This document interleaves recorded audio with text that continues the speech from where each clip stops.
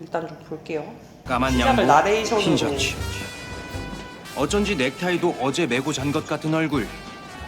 3호선 지하. 야, 넥타이도 어제 메고 잔 거 같은 얼굴이라고 했는데 야, 이 얼굴이 이종석이 아, 그런 얼굴 치고는 이제 너무 깔끔하게 나오셔가지고 현실과 좀 괴리가 있네요. 원래는 이제 젖은 머리에 안경 쓰고 화장기 없이 이렇게 출근을 하는 게 9년차 변호사거든요. 저 아시다시피 저 이제 가끔 추리닝 입고 출근하고 이러잖아요. 옷은 와서 갈아입으면 되는 거고. 식당보다 법무법인이 더 많은 서초동 한복판이 그의 일터입니다.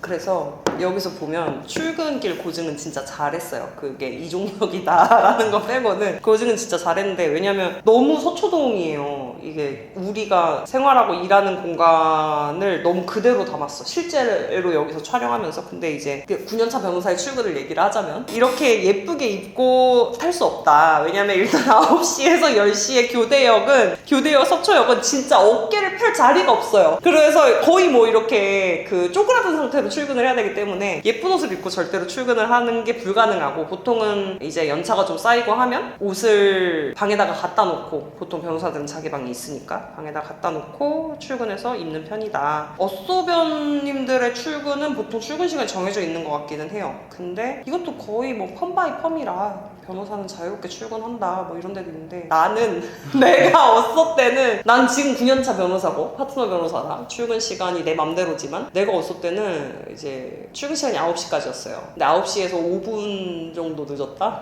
근데 대표님이 날 부르셔. 그러면서 전 출근 시간 지킵시다 뭐 이렇게 얘기를 하는 거예요. 근데 너무 억울한 거야. 아니, 내가 퇴근 시간이 없는데 출근을 좀 5분 늦게 했다고 이렇게 뭐라고 하나 이러면서. 근데 이제 결국 회사에 지문으로 출근을 인증하는 시스템이 도입이 됐고, 그럼 이제 우리 또 방어를 해야 되죠. 출근 카드를 이제 우리 나랑 친한 직원분한테 맡겨가지고 늦을 것 같으면 8시 59분쯤 출근을 좀 찍어주세요 이렇게 얘기를 해서. 어쏘 때는 확실히 출근 시간에 좀 눈치가 보이죠. 여기 나온 대로 좀 늦으면 화장실에다가 가방 놓고 몰래 들어가고 이런 경우들이 좀 있었죠. 본 소송 대리인은 이 사건과 관련해서 증인을 신청합니다.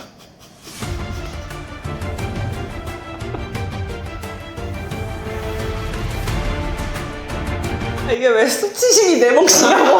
수치로. 이게 그 드라마랑 영화를 너무 많이 보신 분들이, 실제로 의뢰인분들이 얘기를 하세요. 증인을 내가 그날 깜짝 데리고 오겠다. 그래가지고 이제 증인 신청을 해달라. 바로 그 자리에서. 큰일 나. 이거 재판장님이 너무 고증이 잘 됐는데, 판사님이 이제 말씀을 하신단 말이에요. 그 증인신문 당장 오늘 준비가 안 돼서, 우리 시간도 없어가지고 안 되니까 서면으로 제출하세요 얘기를 하는데, 이게 실제로 재판 진행을 안 해본 어쏘 변호사님들은, 그리고 민사랑 형사랑 또 조금 다르고 하니까 저런 실수들을 해요. 증인 신청합니다 이렇게 얘기하면은 다들 이제 그러니까 어떡해요. 그러니까 무슨 증인을 지금 이렇게 얘기가 돼서, 보통은 증인은 어떤 취지로 어떤 증인을 언제 신청할 거고, 증인 신문 사항도 뭐 어떤 걸 물어볼지도 미리 다 제출을 해야 되고, 초반에 저런 실수를 하게 되는 경우가 많죠. 이렇게 드라마를 보고 배우는 변호사님들은 실제로 없고, 어쏘 변호사님들이 이제 6개월의 수습 기간을 거쳐서 실질적으로 소송에 투입이 되는데,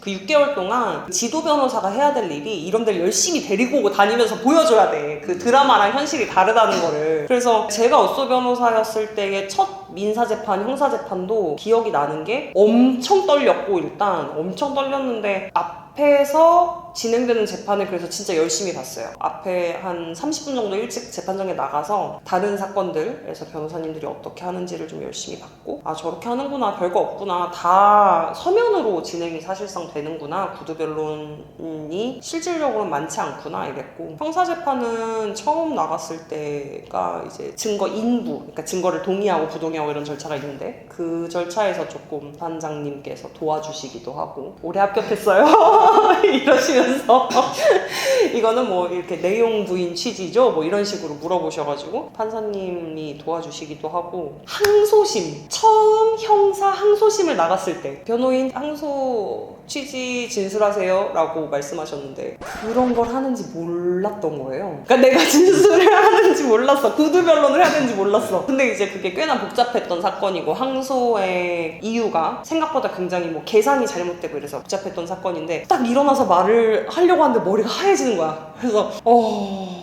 항소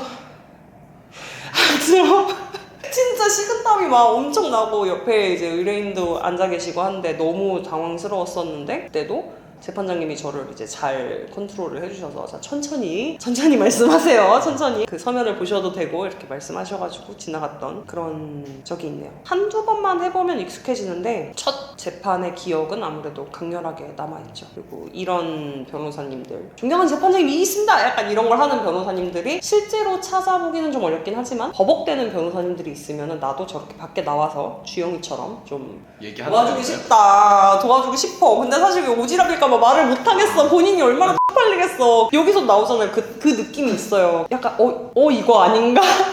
그 쎄해지는 분위기가 있단 말이야. 그래서 그 변호사님도 아마 아실 것이기 때문에 곧 아시고 체험해 나갈 거기 때문에 말은 해주고 싶지만 큰 실수가 아닌 이상 특별히 말씀드리지는 않는다. 그 정도가 있겠네요. 지난주에 선고된 태극고리건 판결문이랑 서울종합건 판결문인데요.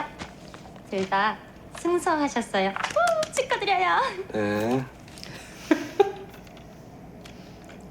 네, 이거는 그 박정원 씨 사건 판결문인데요. 이거는 패소하셨어요. 네, 감사합니다. 이게 아주 고증 고증 짱. 그래서 사건을 워낙 많이 다루니까 실제로 9년차쯤 되면은 승소 패소에 크게 이제 마음이 흔들리지 않아요. 그리고 이제 여기서는 조금 더 극적인 효과를 위해서 그냥 승소했다 패소했다 이렇게 나오지만 현실은 일부 승소 일부 패소가 더 많기 때문에 그렇게까지 막 이렇게 기뻐하거나 슬퍼할 일이 없기는 한데 어쏘 초년차 한 1, 2년차 저는 한 3년차 때까지도 승소하면 막 너무 막 벅찬 거야. 막 우리 의뢰인 막 살았다. 어떻게 너무 다행이다 이러고 막 패소하면 막 하늘이 무너지는 거야. 막 내가 뭐 변호사를 해도 막 되나? 내가 진짜 이렇게 해서 막 우리 의뢰인이 어떡하나? 근데 막 질 사건들이 있거든요. 근데 지는 걸 덜 지게 해주거나 하는 게 나의 최선이라고 지금은 생각을 하는데 그때는 이제 그런 내 마음을 잘 컨트롤하지 못했죠. 근데 지금도 기쁘긴 기뻐요. 승소하면 당연히 기쁘고 패소하면 당연히 아쉽고 슬프고 하지만 조금 감정은 덜 드는 편이고 왜냐면 또 다음 사건이 기다리고 있고 하니까. 근데 저도 뭐 무죄를 주장했는데 진짜로 실제로 내 무죄가 받아들여지거나 진짜 정성 들였던 사건에 승소 사실이 오면은 너무 기쁘죠. 진짜 너무 기쁜데 기쁨의 결이 좀 달라. 어쏘 때는 의뢰인이 살았다 의뢰인이 패소했다 이거에 좀 휘둘렸다면 지금은 그 기쁜 이유가 나 진짜 나는 최고야 야 최주영 너무 대단하다 약간 이런 느낌의 기쁨이고 실제로 9년차 정도가 되면은 좀 무뎌지는 것 같기는 해요. 근데 저는 이제 그 사이에서 좋은 결과들이 나오는 거를 저의 어떤 자존감을 높이는 양분으로 삼아서 이제 계속 일을 하고 있는 부분이기도 하고. 네. 친구가 그 일 기분 나쁘지 않냐고 기분 전환하라고 바꿔줬어요. 근데 사실 저는 모르죠. 네. 소파에 앉겠습니다. 네. 그 이제 본격 에피소드가 나오죠. 이게 아마 이렇게 진행이 될 건가 봐요. 이제 뒤에도 나오지만 주형과 여주, 문가영 씨의 어떤 선이 나오면서 에피소드들이 이렇게 하나씩 추가가 되는 것 같은데 이번에 뭐 시각장애인 분이 나오신 의뢰인으로 나오신 에피소드였는데 여기 보면 이제 거짓말을 하잖아요. 거짓말인 게 이제 막 드러나잖아요. 근데 나는 솔직히 알았어. 이거 다 예상했어. 왜냐하면 이게 그 변호사 특성상 이런 거를 보면 지나가는 서류들을 난 멈춰놓고 보거든요. 그 얼마나 잘 썼나. 근데 서류를 되게 고증을 잘 하셨더라고. 이렇게 실제로 사용되는 서류들을 다 사용을 하셨더라고요. 고소장이라든가 이런 부분들을. 근데 이제 이미 초본 나오고 고소장 나온 데서 나는 멈춰서 이거 스포지 스포지 그냥 어쨌든 봤어. 다 봐가지고 이 드라마 초반에서 이게 이렇게 흘러가겠구나 이제 알고 좀 보기는 했어요. 이때 보면서 의뢰인이 하는 거짓말에 대해서 생각을 한 게 의뢰인도 나는 타인이잖아요. 그러니까 나한테 자신이 창피한 부분이나 아니면은 어쩌면 간과한 부분일 수도 있고 그런 부분을 얘기하지 않아요. 근데 그게 거짓말일 수도 있고 말을 안 하는 걸 수도 있는데 실제로는 이렇게 들어보면 보통 거짓말인 게 드러나요. 이렇게 맞춰서 이런 객관적인 자료들에서 드러나거나 아니면은 상황상 그럴 리가 없는데 라는 부분을 파보면 아 사실은 제가 이게 꼭 나와. 사실은이 꼭 나와. 거짓말하는 의뢰인들을 하도 많이 봐서 이제는 의뢰인을 믿진 않는다. 그러니까 의뢰인이 말하는 사실관계를 믿진 않는다. 다만 의뢰인이 전달해주는 서류와 증거들을 믿고 그게 말해주는 사실관계를 믿고 가는 거죠. 그래서 뭐 민사든 형사든 변호를 할 때 그 부분은 의뢰인한테 분명히 말씀드려요. 돈은 빌려줬다는데 이체 내역도 없고 뭐 계약서도 없으면은 없는 사실이 되는 거예요. 제가 의뢰인님을 안 믿는 게 아니라 없는 사실로 되어버릴 수밖에 없어요 라고 설명을 드리고 실제로 그렇게 변호를 할 수밖에 없죠. 그래서 뭐 개인적으로 실망하진 않는데 본인한테 최선의 결과를 내기 위해서는 믿고 그대로 다 얘기를 할 필요가 있죠. 변호인한테 사실관계에 대해서는. 재판 단계에 갔을 때 의뢰인을 거짓말하는 걸 모르고 있다가 재판장 가서 알게 된 경우가 있으셨나요? 있어요. 너무 구체적인 사건들이라 디테일하게 얘기할 순 없지만 증인 신문을 하는데 피고인 신문을 하는 경우가 있어요. 피고인 당사자 신문을 하는 경우가 있는데 갑자기 나랑 했던 얘기랑 다른 얘기를 하시는 거야. 그래서 내가 나와서 붙들고 진짜 물어봤어. 어깨를 흔들면서 물어봤어. 왜 이거를 말씀을 안 하셨어요? 왜 근데 검사가 물어보니까 말씀을 하세요? 그랬더니 위증의 죄를 받는다잖아요. 그래서 아니 변호인한테 말씀을 하셨어야죠 이랬는데 검사님이 너무 무서워서 검사님한테 저는 안 무서워요. 이렇게 얘기를 했던 경우가 한 번 있었어요. 그래서 아예 변론의 방향을 다 틀었던 경우도 있었는데 그래도 뭐 의뢰인한테 인간적인 배신감을 느끼지는 않아요. 뭐 의뢰인의 처지도 충분히 이해를 하기 때문에. 하지만 내 사건이 꼬인 그 절망감과 괴로움 그게 좀 있죠. 그래서 의뢰인들은 기본적으로 뭔가를 얘기하지 않고 있다라는 걸 전제하고 사실 상담을 한다. 근데 이종석은 좀 너무하긴 했어. 너무 다그쳤어. 너무 이러면 의뢰인이 잘못하면 사임하라고. 환불할까봐 조마조마 하더라고요. 의뢰인이 이제 환불해달라고 하시는 경우가 있기 때문에 이렇게 잘 어르고 달래서 이렇게 사실관계가 왜 다를까요? 두 분이 같이 사셨네요. 뭐 이렇게 얘기를 하는 경우가 있죠. 넌 패딩을 입고 있네? 너 군대 안 다녀왔잖아. 근데 그 설명은 어떻게 된 게 매년 조금씩 달라지는 것 같다. 조금씩 업그레이드 되고 있네? 점점 고증이 안 맞아. 뭐 비유를 하자면 그렇다는 거지. 형 그만두면 이제 뭐해? 일단 좀 쉬려고. 앞으로 뭐 할지 좀 생각도 해보고. 그래. 여기서 그런 얘기가 나오죠. 개업을 왜 안 하냐, 9년차인데 왜 엇쏘냐, 뭐 이런 얘기랑 뭐 쉴 때 뭐 하냐 이런 얘기가 나오는데 진짜 너무 현실적인 얘기예요. 정말 변호사들이 모이면 연차별로 모이면 이런 얘기를 하게 되는데 저도 이제 9년차란 말이에요. 저도 9년차인데 여기 이제 주형이는 저보다 어린데 심지어 9년차예요. 남자분인데도. 그래서 참 대단하다. 주형이 대단하다. 주형이 이름도 비슷해. 또 9년차의 소회를 보면 저는 9년차인데 파트너의 길을 선택을 했고 어쏘 9년차, 10년차인 동기들도 실제로 있어요. 동기 선배들도 있는데 9년차면은 실제로 이런 느낌이 좀 들어요. 전쟁이 실전으로 느껴졌었는데 예전에는 지금은 약간 그걸 관조하고 있는 느낌? 바라보고 있는 느낌이 좀 들고 사건도 약간 내가 다루고 있다, 내가 사건을 위해서 보고 있다 이런 느낌이 좀 들거든요. 그리고 막 사건이 와도 막 두근거리고 무섭고 이런 게 잘 없어요. 그냥 이제 일로서 그냥 쭉 처리하는 마치 뭐 퍼즐 풀듯이 뭘 계산해 나가듯이 이렇게 그냥 딱 어떤 일적인 부분으로 내 사건을 다룰 수 있는 마인드가 완전히 갖춰지는 게 한 10년 차에 거의 다 다른 9년 차의 마인드인 것 같아요. 근데 개업에 대해서는 사람마다 생각이 다를 수 있겠죠. 일단 주형인의 대표 변호사님은 굉장히 좋으신 분이다. 이게 한 군데서 여기 지금 법무법인 경민에서 계속 있었다고 했잖아요. 이게 9년 동안 그 오르는 임금을 계속 맞춰주셨다는 거고 어쨌든 주형이가 나가 떨어질 만큼 많은 사건을 던져주시지도 않았다는 거고 대표 변호사님 마음대로 어떤 갑질을 하거나 사건에 대해서 무리한 요구를 하거나 뭐 이러지 않았으니까 주형이가 아마 버텼던 거였을 거거든요. 소위 말해서 이게 나중에 나오게 될지 모르겠는데 우리 사이에서 블랙이라고 불리는 펌들이 있어요. 말 그대로 악덕 기업인데 건데 그런 데서는 사실 반년도 버티기가 힘들거든요. 뭐 사건 수가 너무 많거나 뭐 대표 변호사가 과도한 걸 막 요구하거나 의뢰인들이 진짜 너무 못되게 괴롭히거나 이런 경우들이 있는 펌을 소위 블랙펌이라고 하는데 주영이가 다니는 펌은 그런 게 아닌가 봐요. 이런 데가 있었으면 저도 꾸준히 9년차까지 업소를 했을 수도 있겠다 싶은데 제가 다녔던 데들은 블랙은 아니었지만 제가 하고 싶은 거를 하려고 여러 번 이동을 했던 적이 있었고 그리고 여러 분야를 해보고 싶어서 그리고 중간에 개업 충동보다는 개업을 하라는 주변에 이제 권유에 팔랑팔랑 하다가 개업을 했던 적도 있었어요. 개업은 뭐 정해진 연차가 없기 때문에 5, 6년 차쯤에 내가 가장 많이 안다고 자만했을 시기에 개업을 해봤는데 뭐 사실 다른 이유들로 다른 게 또 하고 싶어져서 개업했던 걸 접고 뭐 사내변도 잠깐 해보고 이런 식으로 나가긴 했는데 개업 충동은 이제 충동만으로 할 건 아니구나. 그리고 내가 배울 게 아직도 진짜 많구나. 사건에서 배울 것이 진짜 많구나. 내가 잘난 변호사라고 생각하면 안 되겠구나. 이런 거를 깊이 배우니까 오히려 개업에 있어서는 조금 한 걸음 좀 물러서게 되는 것 같아요.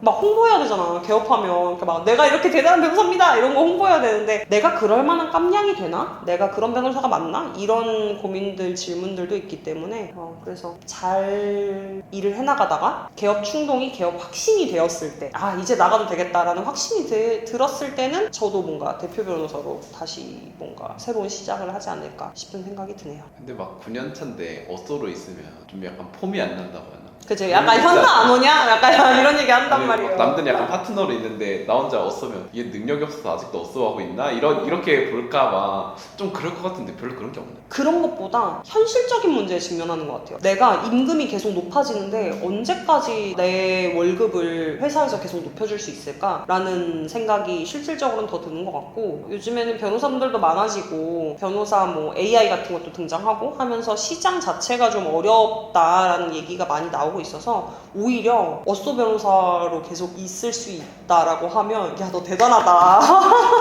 계속 있어라. 저희는 동기들끼리는 그렇게 좀 얘기를 하는 것 같아요. 어쏘 변호사는 사실 직장인이고 좀 안정적으로 월급을 받을 수 있으니까 개업하면 와 진짜 정글이다 이런 얘기를 좀 많이 하는 것 같아요. 오히려 한 가지 일만 계속하는 곳이라 거기선 더 배울 게 없어서요. 퇴사도 이미 했습니다. 새로 직장을 구하기 전에 퇴사부터 한 거예요? 마음 뜬 상태로 남아서 월급만 축내고 싶지 않아서요. 이게 일반 회사라면 그럴 수 있어. 마음이 뜬 상태로 월급만 축내지 않으려고 나온 게 멋있어 보일 수 있는데 7개월 차 어쏘 변호사가 더 이상 배울 게 없어서요. 한 가지만 하는 곳이라 더 이상 배울 게 없어서요. 근데 특히 어쏘 변호사님들이 조심해야 될 얘기인 게 같은 케이스는 없어요. 이게 아무리 같은 걸 반복하는 특히 뭐 특정 회사의 뭐 보험사라든가 뭐 이런 곳에 특정 회사에 정형화된 소송을 계속하는 펌이라던가 뭐 이런 곳에서는 이게 좀 뭐 비슷하네 라고 생각할 수 있지만 케이스 하나하나는 다 다르단 말이에요. 그렇기 때문에 이거를 똑같다 라고 7개월 했는데 이거를 알겠다? 큰일 이거는 야 이 친구 좀 위험한데? 라는 생각이 좀 건방지다고 생각하셨나요? 그렇죠. 사실 그래요. 이게 나는 제가 대표였으면은 이 친구는 더 배우고 오라고 더 배우고 오라고 하지 않았을까라는 생각이 들더라고요. 왜냐하면 저도 조금 루틴한 일을 하는 펌에 있었지만 어쏘 기간일 때는 특히 어쏘 앞에 6개월 정도의 기간은 시험 본 것과 실무 간의 괴리를 느끼는 것만 해도 어마어마하게 많기 때문에 저거는 조금 위험한 발언이다. 실무상에서는. 그래서 어쏘 변호사님들 절대로 면접 때 저렇게 말씀하시면 안 된다는 거랑 좋네요. 근데 저희는 저랑 어쏘 변호사님이랑 둘이서만 일하는 건데 괜찮아요? 네. 더 많은 일을 직접 할 수 있으면 그게 더 좋습니다. 좋아요. 저랑 같이 일해봐요. 끝인가요? 네. 면접이 끝났어요. 면접이 끝났어요. 왜냐하면 어쏘 변호사님들한테는 물어볼 게 많지 않아요. 뭘 물어보겠어. 그 실무 이제 내가 가르쳐야 되는데. 그러니까 내가 첫 어쏘일 때 우리 대표 변호사님이 물어보셨던 것도 이렇게 빨리 끝났어요. 왜냐면 물어볼 게 없으니까. 근데 이제 일하는 태도가 오히려 더 중요한 것 같아요. 얘가 배울 생각이 있는가, 열심히 할 사람인가. 그래서 나는 그냥 뭐 잘할 수 있어요? 이렇게 물어보시길래 잘? 자신 없잖아요.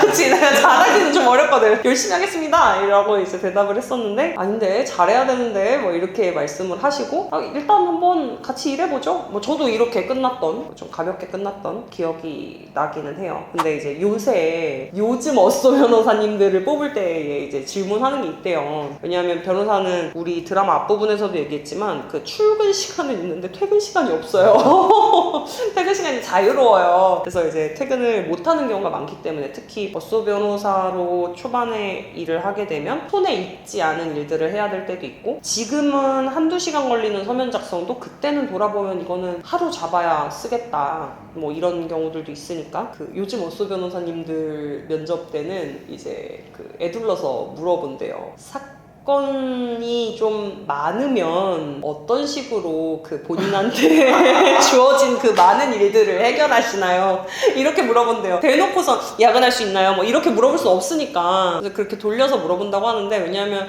요즘 변호사님들 중에 일부 변호사님들은 이렇게 일이 남았고 자시고를 떠나서 딱 그냥 9 to 6를 이제 딱 지키시는 분들이 많이 계셔가지고 물론 나쁘다는 것은 아니지만 절대 아닙니다. 네, 9 to 6 중요하죠. 사실상 근로자이기 때문에 어쏘 변호사님들은 그래서 일이 많더라도 그냥 모르겠고 컴퓨터 잠깐 누르고 이제 가는 사람들이 많아져서 생각보다 좀 그런 부분들을 물어보는 경우가 면접 때 물어보는 경우가 많다고 하더라고요. 뭐가 좋은지는 사실 잘 모르겠어요. 뭐라고 대답하는 게 1티어인가요? 나라면 그렇게 얘기하겠어요. 꼰대 최 이제 9년차 파트너 변호사의 입장에서는 그렇게 물어보면 일단 사건 수 자체가 많아서 내가 이걸 관리할 수 없을 정도에 이르게 되면 담당 변호사님이나 수석 변호사님, 뭐 대표 변호사님한테 얘기해서 사건 수를 조절해달라고 하겠습니다. 하지만 제가 관리할 수 있는 한 이건 내 책임의 사건이기 때문에 변호사는 퇴근 시간이 따로 없다고 생각하기 때문에 최선을 다해서 맡겨진 일을 해보도록 하겠습니다 라고 얘기를 저는 했었을 것 같긴 해요. 나의 그 7개월 차 어쏘 생활 할 때를 돌이켜보면 24 가단 59,302호 사건 원고 김미경 피고 김나은 안 나오셨죠? 어느 분 출석하셨죠? 피고 김나은입니다. 그럼 옆엔 원고세요? 변호사입니다. 이게 진짜 드문 경우예요. 왜냐하면 특히 민사 사건은 선고를 들으러 가지 않아도 이제 이렇게 재판장님이 쭉 선고를 하세요. 그리고 이제 전자 소송으로 이제 컴퓨터로 온라인으로 판결문을 받아볼 수가 있거든요. 그래서 원고 피고 당사자는 물론이고 변호인도 보통은 출석하지 않아요. 선고기일에는. 근데 진짜 궁금한 선고기일의 경우에는 법무법인 또는 사무소의 매니저님들, 이제 직원분들이 판결을 들으러 가시거나 왜냐하면 법정은 공개되어 있기 때문에 아니면 뭐 근처에 있는 다른 사무소에 이제 부탁해서 직원 보내서 선고를 좀 들어주세요 라고 해서 선고 청취를 부탁하거나 이런 식으로 해서 선고 결과를 듣기도 하는데 왜냐하면 판결문 나오는 거랑 시차가 좀 있어서 이 경우는 굉장히 드문 경우죠. 변호사가 선고를 들으러 간다.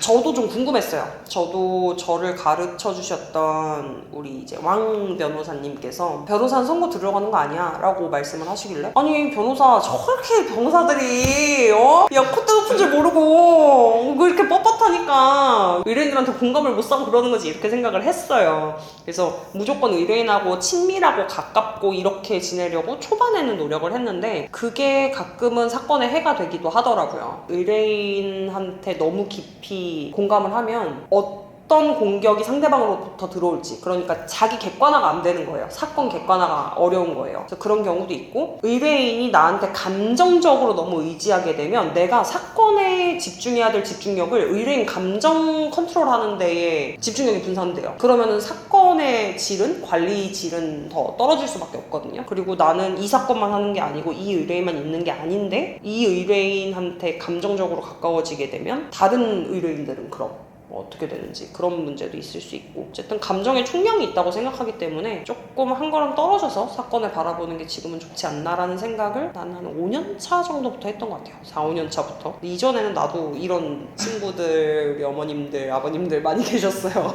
그래서 지금까지 사실 연락하시는 분들도 있고 돌아와서 선고를 안 듣는 이유를 생각해보면 사실 주영이가 얘기한 거랑 비슷한 것 같은데 선고는 판사의 영역이에요. 선고는 판사가 하는 거예요. 그리고 그걸 받아들이는 거는 의뢰인의 영역이에요. 거기 변호사의 자리는 없어요. 변호사는 선고 전까지, 그 선고하는 순간에 직전까지가 변호사의 영역이라고 저도 생각을 하거든요. 그래서 나는 할 만큼 했고 최선을 다했으면 결과는 그냥 나오는 거기 때문에 선고기일은 출석하지 않는 거라고 나도 들었어요. 사실 징크스 같은 것도 좀 있고.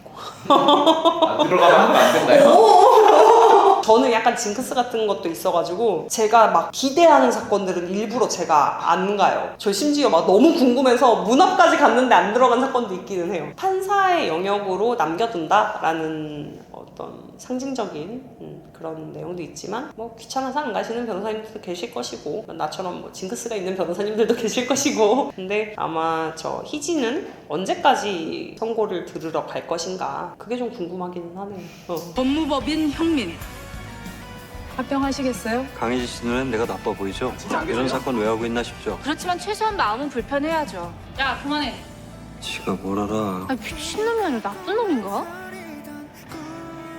자, 이렇게 예고편까지 끝났어요. 1화를 본 소에는 소소한 걸 되게 잘 살렸다. 거슬리는 게 많이 없었던 것 같아요. 진짜 예전 내 어쏘 시절도 생각나고 그리고 주형이랑 제가 연차가 같다 보니까 연차가 같은 9년차 변호사의 어떤 그런 감정선을 되게 잘 드러낸 것 같기도 하고 일단 이종석이잖아요?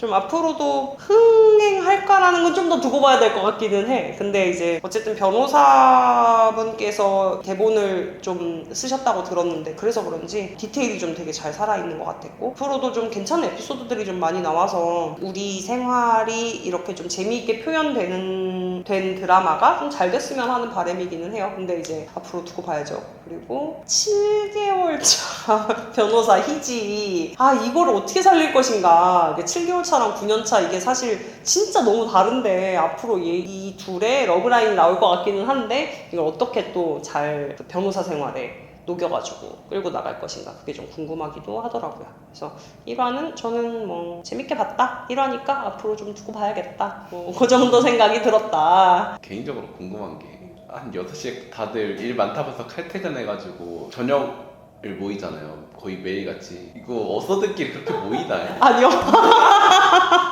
아니 그 얘기가 있어요. 제가 맨날 동기들한테 저희도 이제 근처에 있는 어쏘들한테 카톡으로 맨날 하는 얘기가 있는데 빨리 일단 퇴근을 해야 돼요. 우리 만날 때도 빨리 여기서 벗어나야 돼. 왜냐하면 방사능처럼 우리 회사능에 피폭된다고. 그래서 야 이거 회사능 너무 높다고 이 드라마 보고도 그 얘기 했거든요. 일단 회사에서는 멀어져야 돼요. 이 서초동에 묘한 음기가 있어요. 그래서 저녁은 서초동에서 벗어납니다. 보통 가깝게라도 멀리 나가서 먹는데 저녁을 잘 먹지 못하죠. 보통은 다들 야근하면 얘는 8시에 가고 얘는 9시에 가고 이러기 때문에 저녁을 먹느니 시켜 먹고 빨리 일하고 빨리 가자. 직장인이랑 똑같은 마인드이기 때문에 저녁 이렇게 모여서 먹는 경우 드물다. 그리고 특히 뭐 나이의 밥 친구들을 내 후임자한테 인수인계 해준다? 희지도 친구가 있겠지. 그래서 보통은 인수인계 해주진 않지만 이게 드라마니까 그 점은 좀 감안을 해서 봐야 될 것 같고 다들 똑같지 않나요? 회사는 피폭에 주의해야 되는 건? 저녁은 서초동 말고 압구정쯤 가서 먹자. 이거지 오늘의 결론.